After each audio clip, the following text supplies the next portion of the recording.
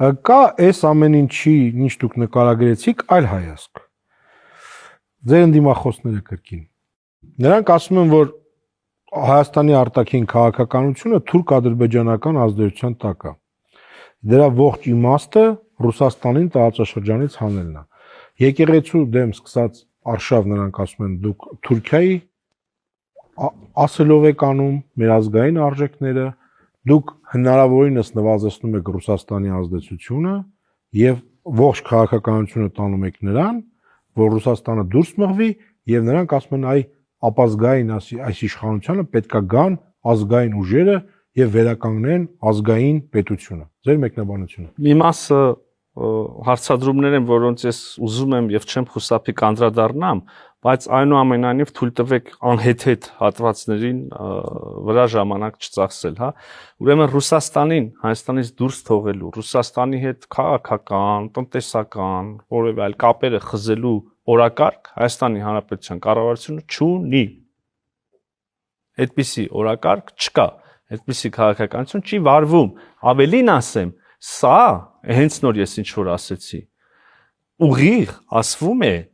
նաև մեր միջազգային գործընկերներին, մյուսներին, որպեսզի թյուր ըմբռնում չլինի, որպեսզի մենք հարաբերություններ ենք կառուցում, խորացնում տարբեր աշխարհական կենտրոնների հետ, որպեսզի ճիշտ հասկանանք ակնկալիքները։ Հետևաբար, երբ որ մենք մեր հարաբերությունները խորացնում ենք դիցուք Միացյալ Նահանգների հետ կամ Եվրոպական միության հետ, պետք չի փնտրել այդտեղ նպատակ, թաքնված օրակարգ Ռուսաստանին Հայաստանից դուրս թողելու։ Եթե այդպես լիներ, նորից վերադառնալով վարչապետի վերջին ասածներին, Հայաստանի Հանրապետությունը, իդեմս Հայաստանի Հանրապետության վարչապետի Ռուսաստանի Դաշնությանը չէր առաջարկի վերականգնել երկաթուղու, չգիտեմ, օրինակ բացակայող մասերը Գյումրի հատվածում, Երասխի հատվածում եւ ներգրավել այդ մեծ ուրեմն տրանսպորտային շարժերի մեջ։ Այն ինչ ասեցիք։ Թուրքական օրակարգ է։ Հա դե ասեցի անհեթեթության։ Շատ է, բայց տեսեք, պարոն նախարար, դուք Եվրամիությունում հայտարարում եք, որ այն ինչ ստորագրվեց այս տարի այդ ռազմավարական համագործակցությունը, սա մեր այսպես ասած վերջը չի։ Այո։ Ճիշտ է։ Դուք ուզում եք Եվրամիությունից օգնություն հիբրիդային պատերազմի դեմ պայքարելու համար, Եվրամիության չինովնիկը ասում է, որ սա Ռուսաստանից եկող հիբրիդային պատերազմի դեմ Հայաստանին օգնելու համար է։ Եվրոպական չինովնիկը ասում է, մենք էլեկտրաէներգիայի դիվերսիֆիկացման ծրագիր ենք անում, փող ենք տալիս Ռուսաստանից ազդեցությունը թուլացնելու եւ կախումը թուլացնելու համար։ Եվ միանգամից Ռուսաստանից ռեակցիա գալիս, որ եթե ձեր ասած սա դերևս վերջը չի հարաբերություններ, եթե դուք Եվրամիություն եք գնում, ապա մոռացեք ԵԱՏՄ-ն։ Հիբրիդային պատերազմ մենք ենք անում ձեր դեմ, սա ինչ է նշանակում։ Եվ մենք տեսնում ենք, այս ամեն ինչը մենք տեսնում ենք։ Հիմա դուք ասում եք, ոչ մի բան չկա, բայց կա։ Ես չեմ հիշում, որ ես ասել եմ ոչ մի բան չկա, ինչ որ կոնտեքստում։ Դուք նոր ասում եք, որ մենք Ռուսաստանին հրավիրում ենք, բաց ենք եւ այլն։ Չէ, ես ասել եմ, որ մեր հարաբերությունների խորացումը Եվրոպական միության հետ նպատակ չունի խզել կապերը Ռուսաստանի Դաշնության հետ, որը կրկնում եմ, մի րոպե, խզել կապերը Ռուսաստանի Դաշնության հետ պետք չի նույնականացնել ԵԱՏՄ անդամակցության հետ։ Մենք հիմա ԵԱՏՄ-ում անդամ պետություն ենք, չէ՞, եւ մենք շահեկան համագործակցություն ունենք, այդ թվում եւ մեր համար շատ շահավետ համագործակցություն ունենք ԵԱՏՄ շրջանակներում։ Եթե մի օր հարց ծագի անդամակցել Եվրոպական միությանը, այդ հարցին զուգահեռ պետքա ծագի թե մնալ, այսինքն հարցի հաջորդ կտոր, թե մնալ ԵԱՏՄ-ում։ Սա չեմ կարող շղթել եւ որևէ մեկը չի կարող, բայց եթե այդ օրը գա կամ երբ այդ օրը գա, մենք բոլորս կնստենք, կմտածենք այդ մասին, դա կդառնա քննարկման առարկա, այդ հարցով պետքա որոշում կայացնել։ Հիմա մեր հարաբերությունները Եվրոպական միության հետ գնալով խորանում են, այո դա դեռ վերջը չի, մենք ի վերջո օրենք ունենք, չէ՞, Հայաստանի Հանրապետության օրենք, որը ըստ էության պարտավորեցնում է Հայաստանի Հանրապետության գործադիր իշխանությանը վարել Եվրամիությանը, ուրեմն մեկնարկել Եվրամիության անդամակցության գործընթացը։ Սա օրենք է, սա ամբողջ աշխարհին հայտնի է, սրանից բխում են պարտավորություններ։ Հետևաբար այն որտեղ մենք ենք այսօր դա վերջը չի, բայց ես ուզում եմ դինամիկան նայենք վերջին շրջանի եւ մի հատ եթե Եվրամիությունից ենք խոսում, տեսնենք ուր ենք մենք։ Մենք ունեցանք Եվրոպական միության դիտորդական քաղաքացիական առաքելություն, որը մշտադիտարկում էր իրավիճակը սահմանամերձ շրջանում, չէ՞։ Սա նպաստեց կայունությանը։ Կարծում եմ բանը անքննելի է, որ իհարկե նպաստեց։ Մենք ունեցանք խորհրդակցություններ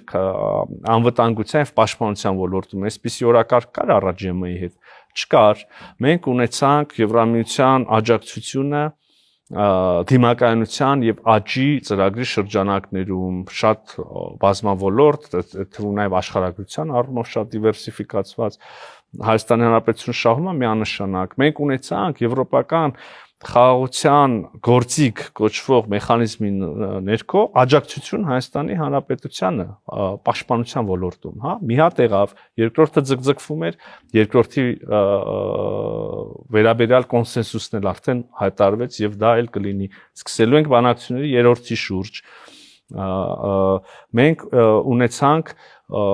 մեր օրակարգը ռազմավարական մակարդակի ուրեմն բարձրացնելու այս հայտարարությունը եւ այլն պրոցեսներ կան, մենք ունեցանք վիզաների անվտանգության համակարգը, որը մենք ունեինք, փաստ է բոլորի համար եւ վաղուց արդեն կարծեմ չի քննարկվում, բոլորը ընդունել են սա, անվտանգային համակարգը, որը մենք ունեինք գործընկերների մի խմբի հետ, այն անհրաժեշտ պահին չի աշխատել եւ Հայաստանի Հանրապետությունը այդ անվտանգության համակարգը այլևս չի դիտարկում իր անվտանգության համակարգը։ Մենք հապկում մեր անդամակցությունը սառացրել ենք, կարծեմ։ Հիմա սա դնենք մի կողմ, ես ուզում եմ շարունակել նաեւ Եվրոպական միության այդ օրակարգը։ Մենք մեկնարկել ենք վիզաների ազատականացումը։ Հիմա պիտի ընթանա գործընթաց ոլորտային ինտեգրման, այսինքն մեծ ճանապարհ կա, որը անցել ենք եւ շարունակելու ենք անցնել։ Պարոն նախարար, Ռուսաստանը մեզ սպառնում է հիբրիդային։ Ես չեմ ուզում ոչ մի, այո, հիբրիդային պատերազմ սպառնում, որովհետեւ չեմ ուզում ոչ մի անպատասխան եվրոպական չինովնիկ ասում է, սա տալիս ենք Ռուսաստանից պաշտպանվելու համար։ Ես տեսա, որ թեման շահարկվեց, ուրեմն նախ Հայաստանի Հանրապետությունը ի վիճակի է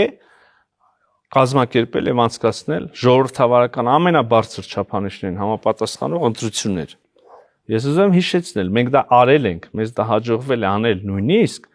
ծանր ներքաղաքական ճգնաժամի պայմաններում, պատերազմից հետո, հիշում եք 21 թվականի ամռան արտի, որ կառավարությունը որոշեց գնալ արտահերթ ընտրությունների։ Նույնիսկ այդ օրերին բանից հետո, ինչա, ռազմական հեղաշրջման փորձից հետո փողոցներում ուրեմն սպանության կոչեր հնչեցնելու պայմաններում ունեցանք ժողովրդավարության ամենաբարձր ստանդարտներին համապատասխանող ընտրություններ։ Հիմա մենք սա նորից ունենալու ենք, սա այս իշխանության եւ Հայաստանի Հանրապետության ժողովրդի ձեռքբերումն է, որ անշրջելի պիտի լինի այլևս։ Ես վստահ եմ Հայաստանի Հանրապետության ժողովուրդը երբեք այլևս չի թույլ տա ընտրությունների վրա ապօրինի ազդեցություն, էական չափերի չի թույլ տա ընտրությունների արդյունքների ուրեմն կեղծարարություն։ Բայց սրան զուգահեռ մենք 21-րդ դարում ենք ապրում։ Հիմա բացարձակ առանձին իզոլացված ամեն ինչ ինքնուրույն անող երկրներ երևի չեմ սխալվի, եթե ասեմ, որ գրեթե չկան կամ ընդհանրապես չկան։ Նույնիսկ ամենաիզոլացվածները ինչ որ համագործակցություն են մյուսների հետ։ Հիմա մեր սովորած, մեր պատկերացրած տասնամյակներ շարունակ կամ իմացած աշխարհին եղած խնդիրներին, մարտահրավերներին վերջին տարիներին ավելացրել նորերը։ Մարդիկ դա կոչվում են հիբրիդային կամ խառնածին սպառնալիքներ։ Ռուսաստանը մեզ սպառնալիք է հիբրիդային պատերեկատվությունն է, նաև որը, չգիտեմ, կիբերհարձակում է, որը ֆիզիկական ինչ-որ գործողություն է եւ այլն։ Կներեք, պարոն Միրզոյան, ես մի բան մանրամասն եմ վստահեցնում եմ, ձեզ անպատասխան չեմ թողի, բայց մի բան ասում եմ, եւ եվրոպական չինովնիկը ասում է, սա մենք տալիս ենք ձեզ Ռուսաստանից հիբրիդային սպառնալիքը դեմն առնելու համար եւ մենք ձայն չենք անում։ Սա դուրս է գալիս, որ մենք համաձայն ենք դրա հետ։ Հիմա ինչ որ մեկը կարող է ասի, որ ապատերեկատվության կամ մանիպուլյատիվ ինչ որ նարատիվների մի զգալի մաս չի գալիս X ռուսաստանցի փորձագետի կամ հերոստալիքից կամ չգիտեմ ինչից, նույնիսկ երբ падգամավորից կամ բան, դա շղթել հնարավոր է, փաստեր կան, հայտարարություններ կան, եթերներ կան, ձայնագրություններ կան։ Հետևաբար հիբրիդային սպառնալիքները կարող են գալ տարբեր տեղերից, այդ թվում նաև Ռուսաստանից։ Դուք ինչի եք անպայման բանը հասկանում, պետական կենտրոնացված իշխանություն։ Հիմա հետո